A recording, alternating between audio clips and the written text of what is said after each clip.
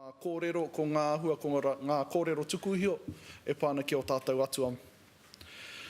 He moana whakahara te ahurea hou o te marea, ana koina te kupu kua tanguhia mo te pop culture, popular culture, te ahurea hou o te marea. Ana i te mea he roma ngā wai mō ngā ahurea o te tini me te mano. I runga i tēnei whakaaro, e aro atu ana te kaupapa o tēnei kauwhau, ki te whakamahinga o ngā āhua o tātou atua i roto i e rā āhuatanga i tērā ahurea hou. E rua ngā wahanga o tēnei kauwhau, tuatahi he whakatui ngā paupau o te whare, e pūrangi aho ai ngā wahanga matua o tēnei o ngā kauwhau, ka ata te tiro ki e tehi whakamārama mō ngā kōrero tuku iho a te Māori. Ka mutu, ka paku kōrero mo te taha ki te whakapapa, mea rātau mahi e uai te tuakiri Māori. Ka mutu, ka rata atu, ka toro atu ki ngā whakaawe-awenga o te ao Pākehā, ki runga i tā te Māori te tiro ki ai anō, o tira ki ana tikanga, e rereke ai tana whakatinana i tana Māoritanga. Ka manawa nui mai, ki te kore au e whai i ngā aku kōrero, ka kōtiti rawa au, anō nei he rango kei konei, ka whai au i ai e rere atu ana i te whare nei. Nō reira, kia tiro ake ki tēnei mea te kōrero tuku iho, ana i te ao Pākehā, kua whakahāngai te kōrero tuku iho a te Māori ki te oral tradition, ko te tehi tikanga o tēnei mahi o te kōrero tuku iho, ko te heke ngā āwaha o ngā kōrero mo te tehi iwi ki ia whakatupuranga. Nā wairau ka mahu e ake te whakatupuranga i pupu ake ai e rā kōrero. Ki reira ki ai he kōrero tuku iho. E hake tēnei āhuatanga i te āhuatanga tauhou ki a tātou te Māori. Nō tā uki te whāngai o te kōrero mā te waha nahe. Engari kia pērā rawa te kaha o taua tikanga rā i enei rangi nei, tērā anō tērā kōrero. E ai ki Gugi Wāthiongo, te o ngā mātanga o te kōrero tuku iho, he tangata i Panaia i tōna whenua o Afrika. E hangai puana te mahara o te tangata ki te oranga o tōna reo. Noho ai ngā maharatanga, ngā hitoria katoa o te tangata, ki roto pū i te reo o taua iwi rā. Ka mutu ko tēnei mō hitori, te pūtake o te puna mahara, o te puna mahara whānui o taua iwi. Haere tonu te tangata nei a Vantina ko Jan, ana he mātanga no Afrika, i te mea, i nā te maho o ngā iwi o reira, kua takahi tērā wahanga o ngā kōrero tuku iho. Ana e mea mai ana ia me tana mōhio, me tana kōrero, among the various kinds of historical sources, traditions occupy a special place. They are messages but unwritten, their preservation entrusted to the memories of successive generations of people. Nā, tērā te kōrero i puta i a te rangihiroa. E mea na ko era ahurea e mātua whakamahi ana i te tuhituhi o te kupu, he iwi ako mā te karu, kaua mā te taringa. Ki era ahurea ko ngā puka puka ko te tuhi kōrero te rangatira. Peka atu ki ngā porihanga āwaha, ko te pūmahara ke tō rātau rangatira. Ka mea ia, as the taking of notes increases under our modern educational system, so the cultivation of memory decreases. Even for the passing of examinations, memorization is often of a transient nature. I te mutunga iho, ka whakarāpopoto mai a te rangihiroa, e kore te ahurea pānui, e tino mōhio ki ngā āheinga karamatamata o te pūmahara o te tangata. He tukinga tikanga tēnei, he tukinga ao tēnei. I tehi taha, ka tuhia ngā mahi a tehi iwi, i tērā atu ka whakaungia e rā mahi ki te pūmahara. Ka mutu hei whakakopani i enei āhuatanga mo te taha ki te kōrero tuku iho.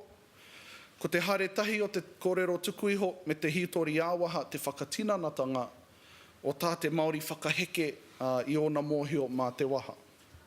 He āhuatanga motuhake tēnei nā te mea i te nuinga o te wā, he iti rawa ngā tuhituhinga, ngā pukapuka mo tetehi kaupapa, i e rā wā ka kite ana tetehi tuhituhinga ka noho ko ngā kōrero tuku iho, te tumu o e rā kōrero ko tuhia. Mā ngā kōrero tuku iho e whakawhānui ake i te mātauranga o ngā kōrero ko tuhia ki te pepa. Ko te mea nui hei whakaarotanga mā tātou, he aha te pātanga o tēnei āhuatanga ki runga noa i a tātou, no tēnei whakatupuranga tonu. I te Māori e pakanga ana kia ora tōna ahurea, arā tōna reo, tana haka, o na mōhiotanga anō hoki, ai rānei e tai ana te whakaroora i te tino tikanga o te kōrero tuku iho. Kawea mai ai e o tātou mātua tūpuna tō rātou reo, o rātou hitoria, o rātou whakapono, o rātou mātauranga, tō rātou ahurea i Hawaii ki rāno. Whanake haere ai e nei āhuatanga, kia noho mai ko Māori i enei rangi. Nā, puawai ai te tuakiri a te Māori i te roa o te iwi Māori e noho moke nei, i te whānuitanga o Poronihia. E whia ke nei ngā whakatupuranga e pēnei ana nā wai i rereke ai ngā taumata hapori.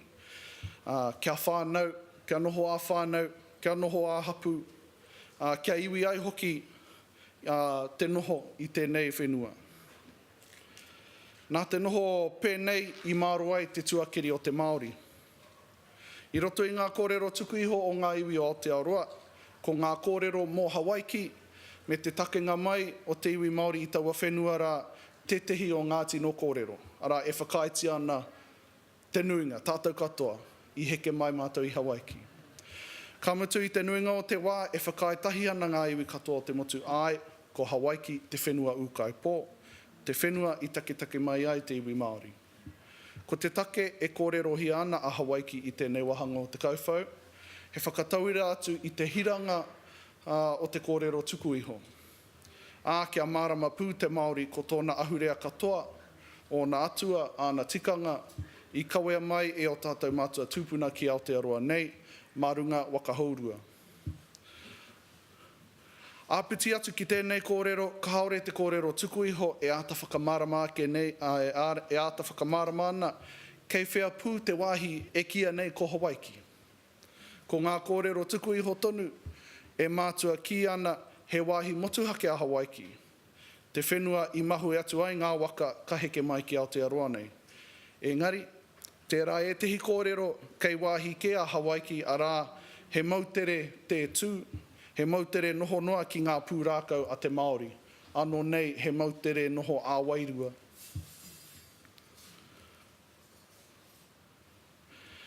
Nō nā tata nei mohio ai ngā rangahau pūtai ao, i e rā āhuatanga kūaroa nei te ao Māori e mohio ana.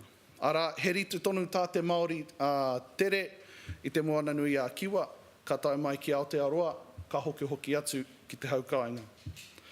Hei whakatauira atu i tēnei tērā te kōrero, ko te terenga a te waka o kura haupō, tērā te kōrero tuku iho mo tana unga atu ki ngā mautere o ngā Kermadex. Ka noho ki reira, ka rite anō mo te hui. Nā wai ka ki mai ngā kai pūtai au, kua kitea he paunamu ki reira.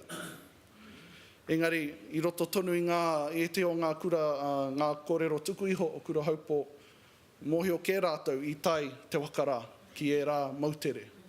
Engari, ko te pūtai au tēnei e whaiwhai ana i ngā kōrero tuku iho.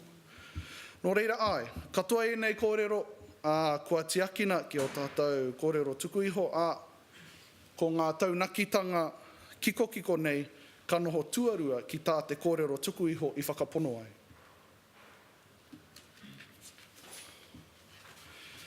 Hei whakaupea i te mana o ngā kōrero tuku iho, ka tahuri atu au ki te ka tahuri atu ki te nohanga te whakapapa ki roto i tēnei āhuatanga. Ana i roto i te ao Māori e ai ki ana kōrero katoa, he whakapapa tō ngā mea katoa. Ko te whakapapa te tino uho o ngā tikanga tuku iho a te Māori. Ka ata whaihaere te pūtaketanga o te tangata i ngā here whakapapa kia hono pū ki o tātou atua Māori. Heke mai ai i te whakapapa ko era āhuatanga tū āpapa e ki ana ko te mātauranga, te wairua, te pūtai ao, wānanga me te waihanga mai o te ahurea. Hoi anō e whia ke mai nei tau, kua roa e tāmi ana o tātou hononga ki te ao atua. Ka tīmata ki te rā weke weke i ngā kupu, nā kua panoni te tikanga o te kupu, i runga anō i te whakapākehatanga o taua kupu rā. Ara, te whakamahinga o ngā kupu pēnei i te gods, hei whakapākeha i te rā kupu. He tukanga motuhake tēnei nā te pākeha. Te rawekehia o te tikanga o tētehi kupu, hei momo huarahi whakaaupehi i te tangata. I nā te kaha o tā te pākeha whakamahi i te kupu myth. Hei whakamārama i ngā āhuatanga e hāngai ana ki te ao tā ukiuki o tātou mātua tūpuna. Koe nei, kaore ngā kupu myth me te kupu legend, e tāia te whakāhua tika i te ao Māori. Ki te whakaarohia te kupu religion, i nā te rahi o ngā hapa kei roto i tana whakamahinga, ka mutu i wehe mai te kupu i te rā, ka wehe mai te rā kupu i te tikanga o te kupu Māori. E ai ki a he nare, Māori religion is not found in the set of sacred books or dogma, the culture is the religion. Nō tātou e āta aro mātai ana i ngā kōrero tuku iho mō ngā atua, me whai whakaaro ki te puna o e rā kōrero. I te mea, kei tēnā iwi tōnā ke kawe i te kōrero mō ngā tātai atua. Ka mutu, me whakaaro hoki te kairangahau, nāna e nei kōrero i kitea, tērā te kōrero no ngā tuhinga o Grey. I toro atu ia ki ētehi kōrero tuku iho rereke, ko te whāinga kia hanga mai i tētahi pūrākau kotahi. Nō reira kua tango i ētehi wāhi mai tēnā kōrero, ka whakakotahi mai. Koina te hia o te kairangahau Pākehā. Ana, e kite ana he raru nui tēnā. Āpiti atu ki enei kōrero, i tātahia a John White mā rātou ko S. Percy Smith, tērā hunga. Mō tā rātou kaha rā weke weke i ngā kōrero tuku iho, ka panoni, ka whakakore hoki, etehi wahanga o ngā kōrero tuku iho, kia tino rereke nei te āhua o ngā kōrero ka whakamahia. Kia hāngai ki tā rātou ipirangi ai, ne? Tā rake ana te kitea i enei tauira, me kaua tātou e whakapono, he Māori tūturu te kupu e pānuitia ana.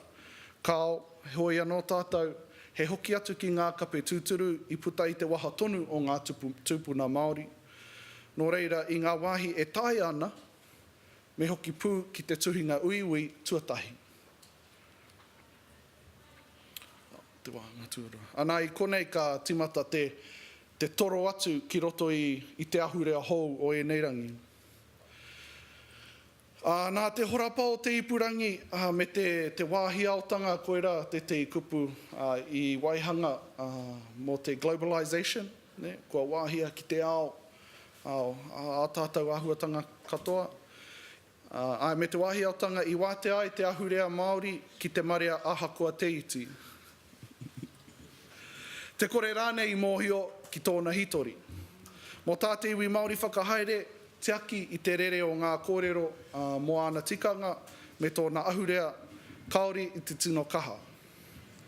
I nā te hiranga o te aronui a te Māori ki te whakari te kaupapa, e hoki mai ai te mana motuhake o na mātauranga Māori kei runga i te ipurangi. Hoi anō rā, koe nei te wāhi aotanga me tana pātanga ki runga i te iwi Māori. O tira ngā iwi take o te ao. Ko ngā taonga atane rore me te rehia anō hoki, te tehi āhuatanga kua rongo i te ngau o te wāhi aotanga. Kei whenua ke atane rore e haka ana. E tuku ana te rehia kia hura ki mua i kāhui tauiwi. O whenua ke tērā te kōrero Deirdre Brown, he kai tiaki taonga, ia. Kia taka tū ake te iwi Māori kei riro mā tikanga ke a tātou taonga e kawe i te ao. Nā koe nei e mihi nei ki ngā mea pēnei a pipi mā. Nā te Māori anō i kawe e rā kaupapa, nō reire e mihi ana ki e rā āhuatanga. Me he mea ko te wāhi aotanga te taniwha, ko te pakihitanga o naniho. Ara, te pakihitanga o tō tātou ahurea, ne? Ko te tango i a tātou taonga, hei mahi moni anahe, te tikanga. Ki te whakahanga i ki ngā kōrero o tēnei kauwhau, ko te whakamahi i ngā kōrero tuku iho mō tātou atua, hei tapu mahi moni mo te iwi tauiwi. Nā tēnei mō pakihitanga i whakatapu ai te mātauranga Māori. Ko te tikanga o tēnei āhuatanga, he tukanga whakaemi mātauranga kia whakatapu hia, hei mea hoko. Tērā te tehi mātanga kanaka Māori a haunani kei, tēnei. Nāna te kōrero, ko tēnei mō tukanga, ara te whakatapu hia, hei mahi hoko, ko te kaurautanga tērā o te ahurea. I te nuinga o te wā ko ngā mahi whakatapu i te reo me ngā tikanga Māori te tahi mahi, kaori i whakahaerengia e te Māori. Whakatūpato ana tā tīpene. I aia e kōrero ana mō tōna ke iwi mō Ngaitahu. I believe that Ngaitahu heritage and history is part of our rangatiratanga, and that our runanga are the guardians of that. I am concerned that iwi must find ways to bring the intellectual and cultural property of Māori under some greater cultural control. Kua roa ngā rangatira pēnei tā tīpene e kōrero ana i o rātou āwangawanga mō ngā mana whakairo hine ngaro, ara ko te copyright tērā. Te mana ahurea Māori, tai atu hoki ki te whakahorapatanga o ngā tikanga me te hitori Māori. I te kaha tūkino tia o a tātou taonga e ngā kairangahau Pākehā, e whakapono ana e tehi Māori, me kawarawa e tuku o tātou kōrero tuku iho, kia tuhia, kia kapohia, kia horapa rānei ki te ao, ki te ipurangi. Māna, kia mātua mau te Māori i te mana motuhake o e rā tukanga. Nā. Kia tahuri ake ki e tehi o ngā tauira, e ki tāne i enei rangi. Nā, e haki te mea kei te ki mao ko rāhera, kei te he, kei te tika rānei e nei mea, engari, e ki ana me wānanga e nei āhuatanga, kawe waiho kia mahi noa. Titiro ana kia moana, rawe a moana, ko tai mō mao ko rāhera, i haere ki te mea reo Pākehā i te tuatahi, kari tino pai kia maua. I puta, tōna pai tonu, engari ia he pūrākau no hāmoa i pērā, kari tino i whakarerea te hononga ki tērā ahakoa ko e tehi āhua e kite ana no te ao Māori, pēnei a Māori. Engari, ko tahi ana ka puta mai a moana reo Māori, i tino rereke te āhua, i tino rereke i rata a wairua ki a Māui, pai ake a piripi, i ae kawe ana i a Māui, e rā momo, ne?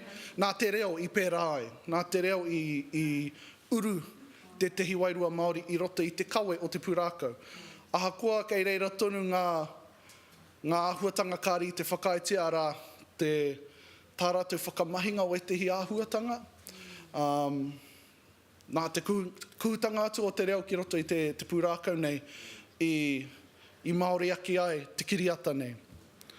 Engari, he tauira pai a moana o te tehi kiriata kua uru e tehi kōrero tuku iho mō ngā āheinga a Māui. Kua puta te kōrero a etehi mo te rereke o te āhua me te pūmanua o Maui kiriata kia Maui tūturu. Ko tehi o ngā kōrero, ko te āhua o te kawe o Maui roto i te mea reo Pākehā. Anō nei, āhua hākawa tonu nei te kawe i anō.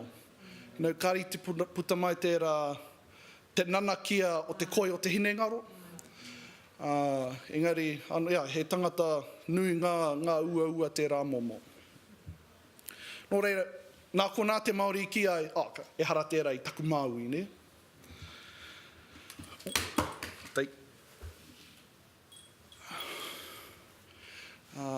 Koina tētei, anā ko te tāki ngā atua i roto i a moana. Kāri te kōrero tia, te hononga o Maui kia hina i te whānuitanga o Poronihi, ko hina ki te atua, tōna hononga ki te marama, ko hine kia mātau, hine nui te pō, e rā āhuatanga tōna hononga ki a tangaroa, e rā kōrero, kāri te puta mai e rā āhuatanga i roto i te kiriata. Almighty Johnsons, marama e tehi ki tēnei, he hōtaka pau ka whakata tēnei e whai ana i te whānau Johnsons.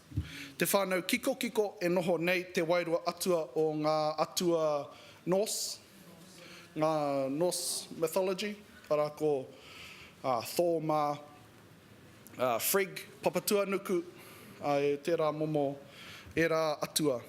Hei te terenga tuarua o tēnei hōtaka, i kuhu atu e tehi Atua Māori ki roto i te pūrākau, ne? I roto i te kōrero. Anā, ko Māui te tehi rātou ko punga, ne? Punga, korongo anō te tehi. Nā, i roto i te hōtaka nei, ko Māui te atua matua, anō nei ko ranginui, ne? E whai ana, e kimi ana i tana hoa wahine, a papatua nuku. Nō reire roto i tēnei, ko Maui ke te toa tāne o papatua nuku. Ne? Ko punga, kāri i tino kōrero tia tōna hononga ki te moana. Engari e ki ana ia, I think ko te kōrero, he atua e whai wahine ana i ngā wā katoa. Ne, nui o nā whai a ipo. Engari, kāri au i tino rata ki tērā kōrero tanga, tērā āhua, ngangara tonu te āhua punga ki roto i au me tana hononga ki te moana, i kia tūtei hihi mā, tūtei wehi mā. Anā ko rongo anō tērā, me tana te kawe o te tangata i roto i te hōtaka nei, he kawe anō nei, me tiaki me tika te kawe o te pōwhiri i roto i tana whare, ka hara mai e nei atua Norse, te rāmomo. Nō reira, e tino ohorere au i te wai, nā te mea pai kia au tēnei hōtaka, pai kia au, ngā atua Norse, nā te mea ki te ana ngā ōrite ngā i waenga i te ao Māori, me te ao Viking, ao Norse. Engari anō, e whakaaro ana au, hea i ua ai te whakauru i ngā kōrero tika. Haki te mea, ka pai tonu ki te hunga mātakitaki, nō reira, kei reira tērā āhuatanga, ne?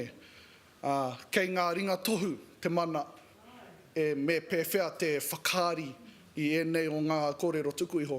E haki te mea, he hitori kua waiho ki te taha kāo, ko tātou kōrero tuku iho, ko ngā hitori a te Māori, he mea ora ki a mātou, ne? Ki a tātou. Kemu ātea. Āhua tawhito tonu tēnei kemu PlayStation 2, te kemu te pauaka. Engari, PlayStation 4 i nainei, engari, ka noho tēnei hei tino tauira ki a hau mo te whakaurutanga o te ahurea Māori ki roto i e tehi āhuatanga hou. Ko Mark of Cree, pai te kemu ki a hau, kemu nei, tākaro. Ko te nuinga o ngā āhua e whai ana kua tō mai i te ao Māori, te matua. Kei reira e tehi āhuatanga no te moana nui a kiwa, engari ko te matua he Māori, ara he te āhua o te makawe, te tangata, te maumoko, he taiaha, e mau taiaha ana. Tēnei kēmu i waihangatia i tērā wā ana i ko te tehi āhuatanga mo te taha ki ngā atua, ko rongo te atua matua i roto i te kēmu nei, ko rongo. Ko tōna tino āhua kiko i te ao marama, he rākau nui. Ano nei ko tāne mahuta. So koira pia te mea tuatahi ki au, he ki ana, okay. So he rākau a rongo. Ana i roto i tēnei mea, ko rongo te atua, ko rongo te atua whoatua i te taiaha ki te tangata nei, ki te tuahangata o te kēmu. Yeah? Ano nei, ko rongo te atua o te pakanga. Nō re, ano ka hoki atua, he aha te keiwhea te wāhi ua i te panoni a rongo ki atu rānei, te whakauru i ngā mea tika ki roto i te kēmu. Ana ko te whakautu poto, kei rātou te mana. Karekau he rāhui, he here i runga i ngā ahurea o te ao. Ka kite te himea, ka whakamahia tērā ahuatanga. Hei whakarā kei i o rātou taonga. Ne?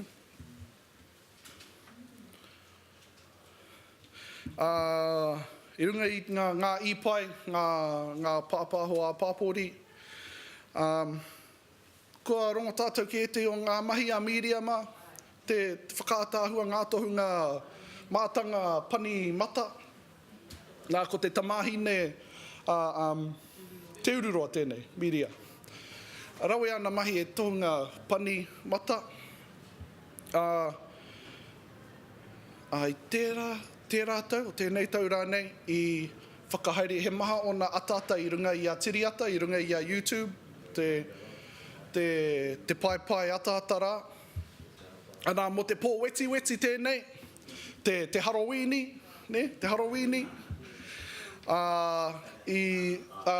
Te tehi ko miria me ona hoa e mohi ona ki tērā momo mahi i whakaarotia ai. Mo te pō weti nei, ka pania e tehi āhua kia rite ki ngā atua wahine, ne? Atua wahine. I pania o rātou mata anō nei atua wahine, ko mahuika te tehi, ko hine nui te pō te tehi, ne? Ka pania katotia. Ana kia te whakaatu atu, ana mo te pō te Halloweeni, puta ki te ao me tēnei āhuatanga. Ātāhua. E rua ngā taha o tēnei mahi, ne? O te whakamahi kōrero atua, ki roto i a tātou kaupapa, a tātou kaupapa auaha. Tuatahi, mo māua tonu, mo māua korāhera tēnei, kamutu pia te kite i tāte Māori, ngā kaunui ki tōna ahurea. Ne? E kite ana māua i tērā āhuatanga. E aroha nui ana e nei tāngata, pena i a miria, ki ngā āhuatanga o tōna ahurea Māori. E hiahi ana ki te whakapuaki i tērā aroha, i te tehi āhuatanga auaha ki te ao. Ko tuarua, ki o māua whakaaro me whai wāta atau ki te āta wānanga i etehi o enei āhuatanga. Kia haumaru ai tā tātou kuhu atu ki te ao o te atua. Tā tātou kuhu atu ki tērā ao i a tātou e rā weke ana i etehi o era āhua o tātou atua. E haki te mea kia tika tonu ngā kōrero, engari kia mau tonu i te kauanuanu i roto i tō whakamahi i e rā kōrero i e rā āhuatanga.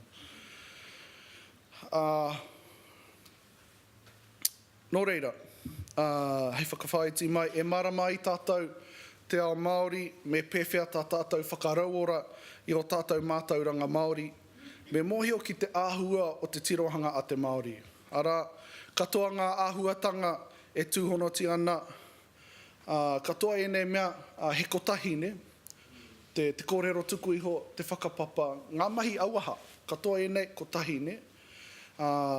Kia kaua e unoa ki tetehi āhuatanga ka whakarerea e rā atu. Ko te whainga o tēnei kauwhau, kia marama ai, maha o ko rāhera, o tira, kia marama ai tātou, te wāhi pai mō ngā mātauranga Māori i roto i tēnei ao hurihuri. He kimi i te maramatanga e pāna ki te noho a ngā atua, ki te ao o te nāe nei. E ārahingia ana tēnei kimi haere e te pātai, he hanga whakatūpato o tā te tangata hoki atu ki te whakaora i ngā kōrero tuku iho e pāna ki ngā Atua Māori. He ahatana āwhina ki te whakahou i tā te atua noho i wainga i a tātou.